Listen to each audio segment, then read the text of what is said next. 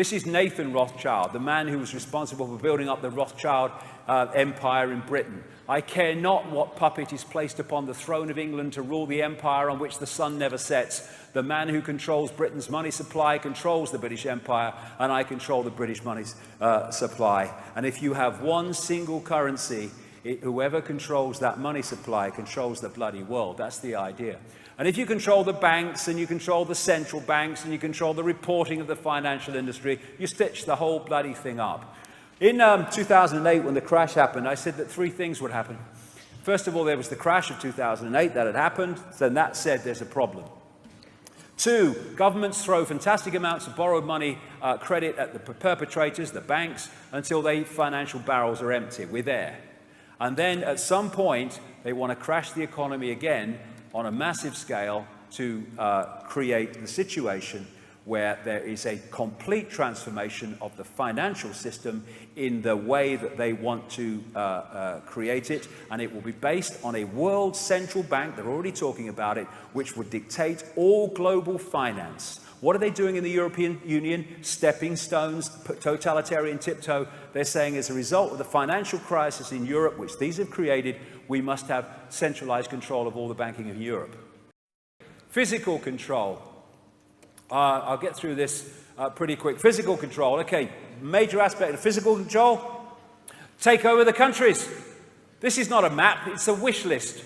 It's a wish list of countries in North Africa, the Middle East and the Near East, which they are picking off one after the other. Libya, now they're into Syria, they're starting trouble in Lebanon, they're in Iraq, they're in Afghanistan. Of course, they want Iran. And what they're doing is they're finding different excuses to pick off different countries, because they have to find different excuses, or people might think that there's a pattern here. This is what Libya looked like in 2007. This is what the same street looks like in 2011. This is Libya. Hey, you are free. And this is what happens when you pepper bomb cities to protect civilians from violence. What happened? I got no brief for bloody Gaddafi and all that stuff, but that's not the point. What happened was that they've got this system where they want to target someone.